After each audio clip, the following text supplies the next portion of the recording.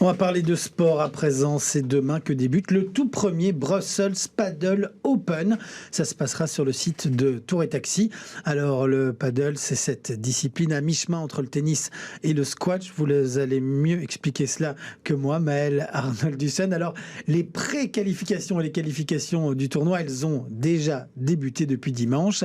Mais à Vilvoorde, cette fois-ci sur le site du club d'un certain Yannick Carrasco. Oui, et une vingtaine de Belges ont pris part à ces pré-qualifications. Aucun n'en ressort malheureusement, aucun ne s'est qualifié pour le tableau final, mais rassurez-vous, Jim, 7 autres compatriotes ont bénéficié d'une wildcard pour accéder directement au tableau final, donc 4 chez les hommes, 3 chez les femmes.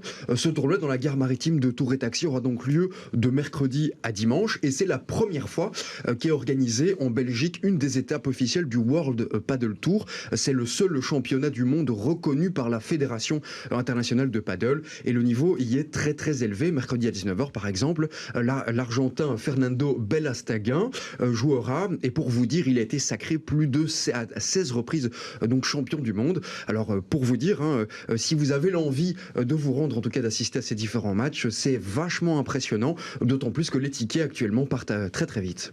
Alors Maëlle, c'est vrai que le paddle, on en entend de plus en plus parler, il y a de plus en plus de terrain dans les clubs de tennis, mais pour ceux qui ne connaissent pas bien, comment ça se joue le paddle? Alors c'est un sport qui se joue en fait à 4, muni d'une raquette un petit peu plus compacte, plus petite que celle utilisée pour le tennis, mais surtout sans tamis, sans cordage, pardon, avec un tamis. Donc les balles utilisées sont similaires à celles utilisées pour le tennis, elles sont cependant un petit peu moins dures. Le terrain mesure 10 mètres sur 20 et il est entouré de vitres. Et comme au squash, eh bien, on peut jouer avec les murs, on peut faire rebondir la balle sur ces différents vitres. Et la discipline est donc clairement à mi-chemin ici entre le squash et le tennis. Voilà, et pour avoir testé, on croit que c'est simple, mais c'est pas si simple que ça.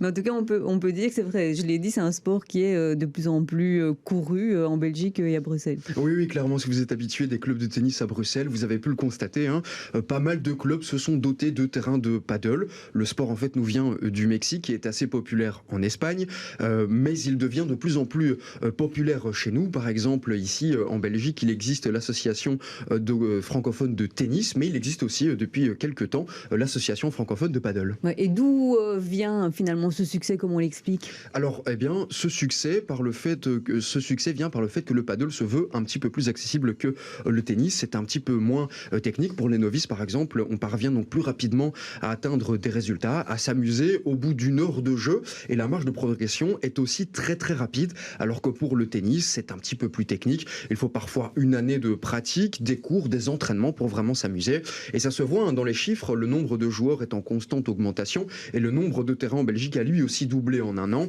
passant de 524 en 2020 à 1088 en 2021. Merci beaucoup Maëlle Arnold-Dussen pour ces explications. Je me rends compte que ce studio pourrait être transformé en petit terrain de paddle. Peut-être oui, qu'on s'y prêtera. on a les vitres. Bon, il faut faire attention aux écrans de télévision.